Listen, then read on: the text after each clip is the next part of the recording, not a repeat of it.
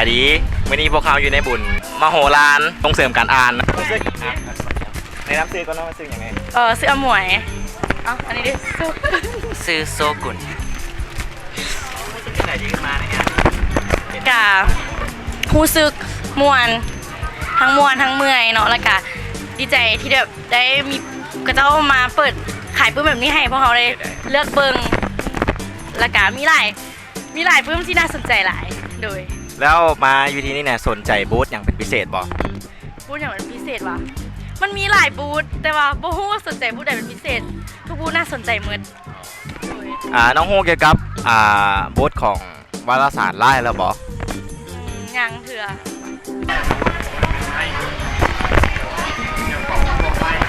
เดี๋ยวสิถามหลังจากที่ได้เปิดอ่านวารสารไลน์เขาแหละแบบความประทับใจทำอิฐหรือว่าความรู้สึกทำอิฐที่รู้สึกเป็นแนวไหนรู้สึกดีใจหน่อยนึงเนาะที่แบบได้เห็นแบบวารสารเราได้แบบนี้อย่างแบบนี้ค่ะนะและเปิดทำอิฐกับประทับใจเกี่ยวกับรูป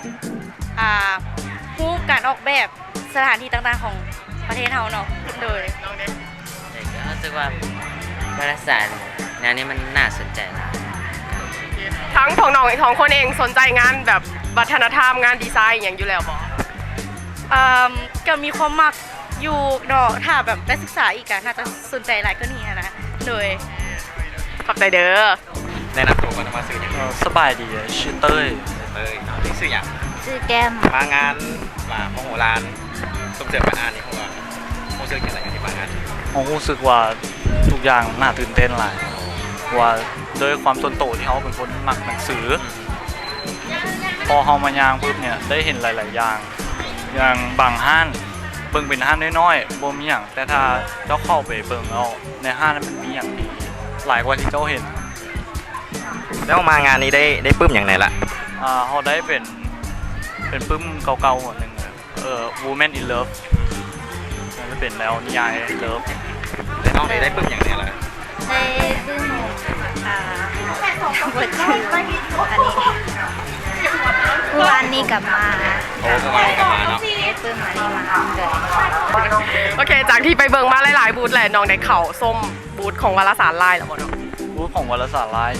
อันนี้ของยังขายแต่ยังไม่ได้ยังเข้ามาโอเคกันอยากแวะเบิ่งหน่อยนึงบอกแล้วอยากถามความรู้สึกว่าตอนเปิดอ่านเบิ่งไลน์เถื่อทำอิฐแล้วรู้สึกแนวใดเดี๋ยวเข้าไปเบิ่งแป๊บนึงโอเค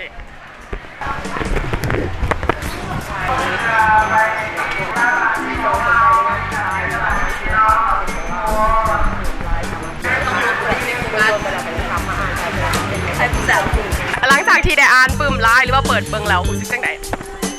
รู้สึกว่าปึ้มนี่น่าสนใจมันมีข้อมูลข่าวสารที่เกี่ยวในลาวที่เราอย่างห้างอาหารหรือว่าสถานที่ท่องเที่ยวต่างๆเลยอย่างก็คือแบบคนเพชรกับเก่งเลยรู้จักแบบเอาเรื่องของเรามาแบบเป็นปึ้มค่ะให้พวกเราได้อ่านโดยเขาฝากวารสารไว้ในเด้อตอนหน้าถ้าแบบสนใจวารสารอย่างต่างๆอยู่ในลาวแล้วก็ไฮไลท์เป็นอีกทางเลือกหนึ่งที่พวกน้องจะอ่านสำหรับคนที่ยังบ่เคยอ่านวารสารของเราหรือยังบ่ค่อยติดตามข่าวสารของเราอยากให้มาลองติดตามข่าวสารในลาวมันมีอย่างน่าสนใจโดยขอบใจหลายๆ